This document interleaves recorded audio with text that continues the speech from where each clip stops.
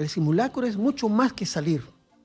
El simulacro implica una preparación previa de identificación de las zonas seguras.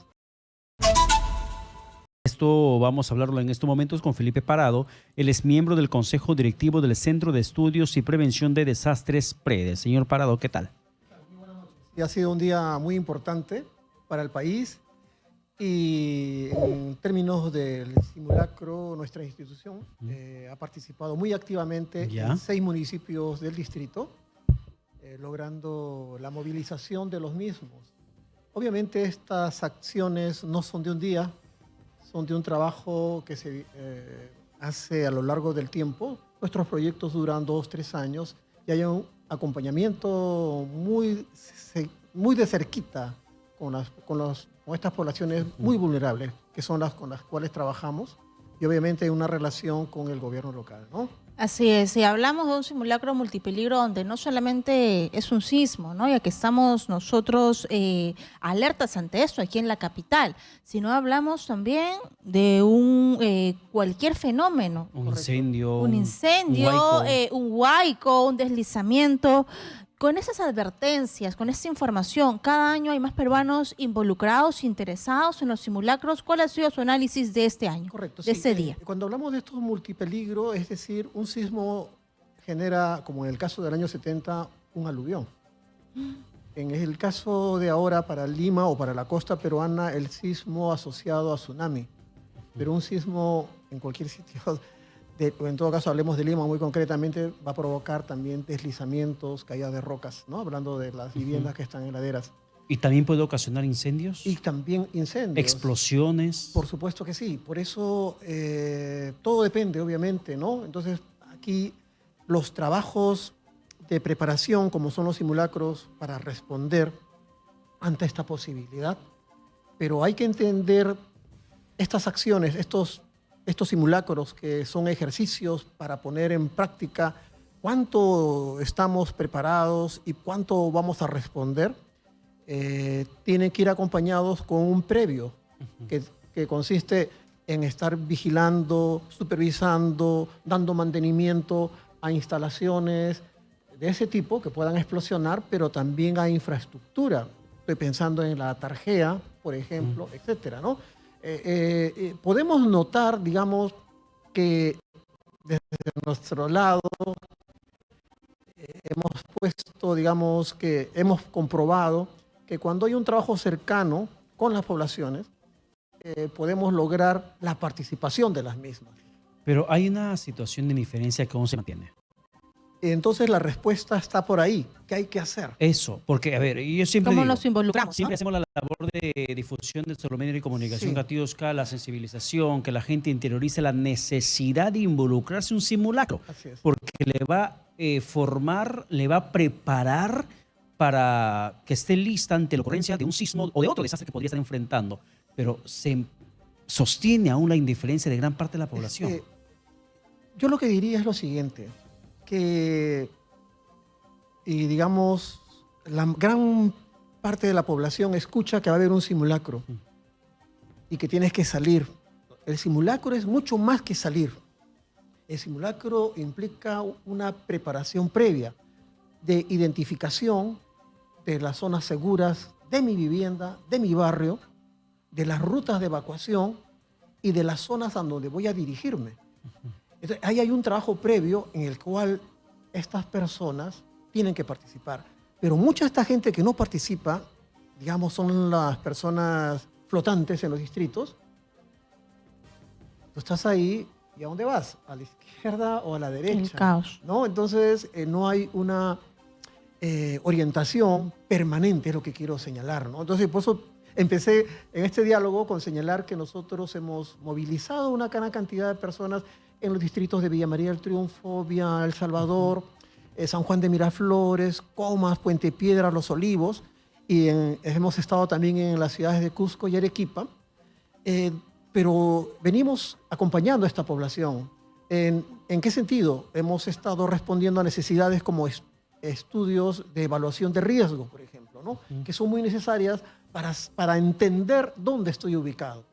Entonces, eso hay que acompañar. Y quiero también resaltar que estas experiencias que son puntuales, esa es la otra cosa, digamos, han sido acompañadas también con las diversas autoridades y funcionarios de los diversos municipios. Entonces, el reto está cómo logramos que eso pequeño se expanda al distrito y también eso se expanda a toda la, digamos, metrópoli, en este caso hablando de Lima, ¿no? Y entonces vos decís, ahí está el trabajo de cerca, respondiendo, conociendo a los vecinos. Entonces, es un trabajo intenso, es lo que en todo caso me quedaría como respuesta, ¿no? Si queremos ese resultado. Y entiendo yo que también es elaborar una estrategia familiar, ¿no? Es toda la familia comprometida, cada uno con una función, así como en el trabajo. Entonces nos preguntamos, a los limeños que trabajamos en edificios como este, supongamos que en este momento hay un sismo, tenemos un edificio de 7 pisos aquí en Exitosa, ¿cómo deberíamos reaccionar? ¿Cuál debería ser nuestro primer estímulo frente a un movimiento telúrico? Sí. Entonces ahí viene lo previo, porque si como yo que he llegado acá, entonces debería buscar la señalización, ¿no es cierto? Y que se supone esa señalización ha sido puesta conociendo los planos, el mapa de este edificio, y por eso han puesto ahí la zona segura y por eso yo voy a ir ahí, ¿no? Entonces, ese trabajo previo hay que hacerlo. Y entonces, ahí tengo que ver si lo que está encima de mi cabeza está bien asegurado, ¿no? Y si me voy a quedar aquí, ¿no es cierto?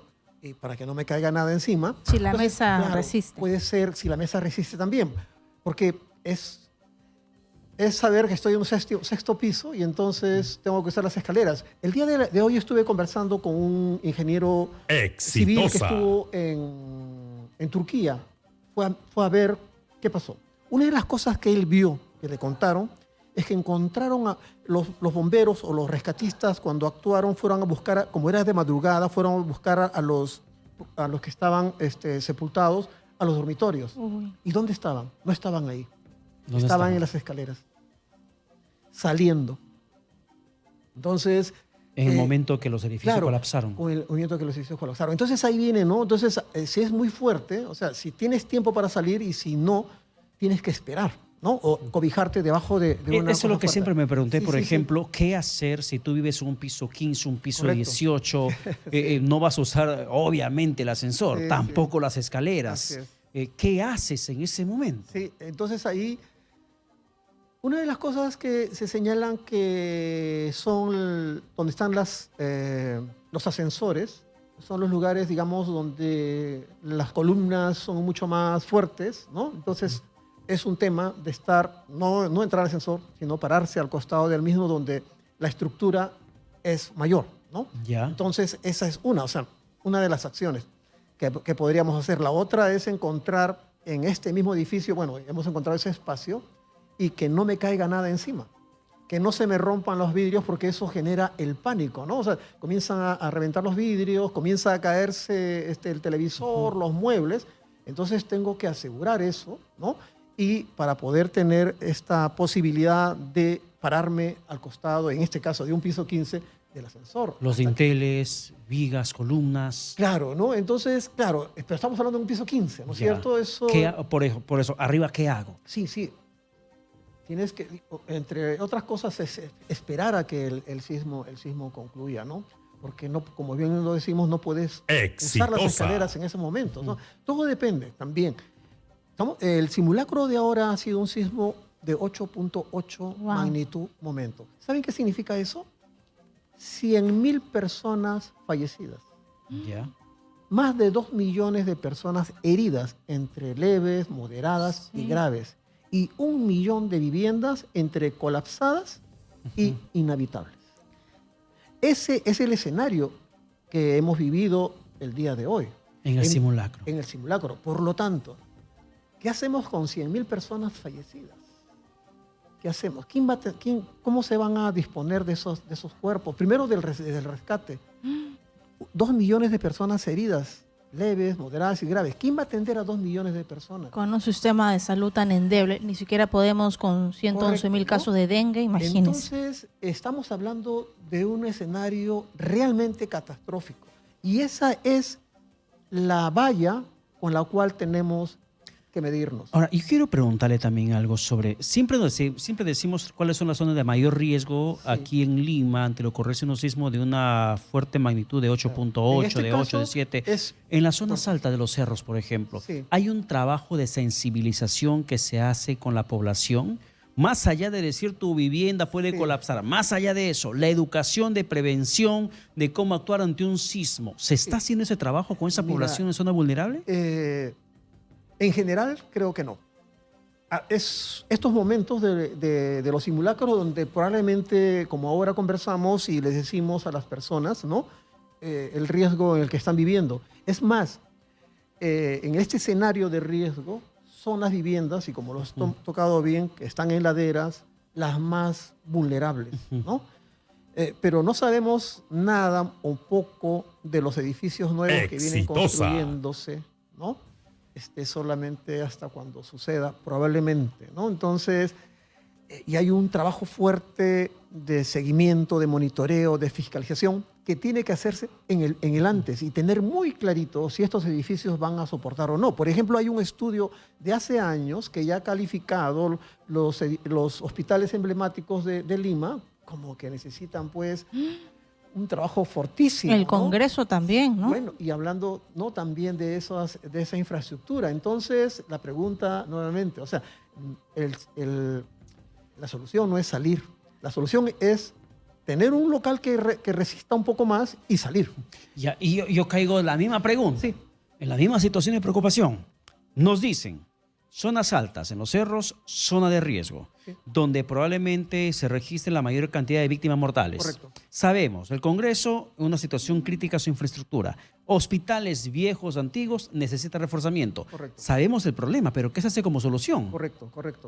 Esa es la gran pregunta que tenemos, y entonces frente a ello, el Estado mismo, la ley del Sistema Nacional de Gestión de Riesgos de Desastres, que la tenemos y es un documento importante que refleja una evolución en el concepto que hemos tenido con respecto a cómo enfrentar estas situaciones, ¿no? Desde el año 70, que fue un momento importante, y al año 2023. En términos de documento y de propuestas y de metodologías y procedimientos, ahí tendríamos como la respuesta. Entonces ahora pasemos al lado de quienes toman la decisión, de los que manejan el presupuesto, ¿no?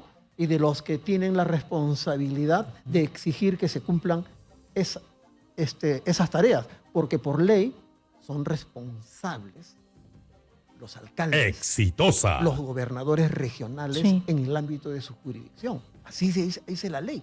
Son responsables. Los más cercanos. Además que hay un estudio que dice que de 10 viviendas en este país, 8 se han construido en la informalidad. Y cuando usted menciona a Turquía, me recuerda a lo que saltó la informalidad de las construcciones y lo que generó un terremoto que sacudió completamente el país. ¿Cómo tenemos que apuntalar de aquí en adelante? Y cómo debemos de dejar de ser tan flexibles con este tema de las construcciones, ya sea una casita, un departamento o un edificio de trabajo. Así es. Creo que hay un tema que hay que poner en la mesa y que tiene que ver obviamente con lo que somos como país, ¿no? El tema de la informalidad, que es un hecho evidente y social que contamina o hay que considerarlo como parte de nuestros análisis. La falta de un Estado que realmente pueda garantizar la seguridad a sus ciudadanos. Estamos yendo, mira, hasta dónde estamos yendo, ¿no? Entonces, un tema de ciudadanía, ¿no?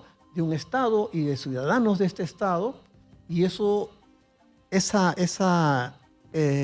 diagnóstico nos muestra en lo concreto, bueno, así estamos. Entonces, la gestión del riesgo de desastres o gestionar el riesgo de desastres es realmente trabajar por un desarrollo sostenible. O sea, si gestionamos bien el riesgo de desastres, realmente estamos contribuyendo para un desarrollo sostenible.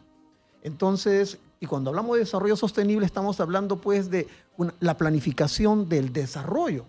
Dónde vivir, dónde no vivir, de políticas para los sectores vulnerables, vivienda social, ¿no? Entonces, servicios, ¿no? De calidad. O sea, estamos hablando entonces de eso. Exitosa. cuando estamos hablando o cuando nos referimos a los desastres. Y los simulacros son un ejercicio que nos recuerda, que nos pone escenarios, ¿no? Como este dato que le hemos dado es un ejercicio, un estudio que hizo el Instituto Nacional de Defensa Civil en el año 2017. Como predes hicimos uno en el año 2009, 2012, pero cada día que pasa, la vulnerabilidad crece en nuestro país. Y eso es terrible, que la parte Gracias. reactiva es lo único que sabemos hacer y encima La reaccionamos mal. prevención, Pero es la prevención es lo que deberíamos apuntalar. alados.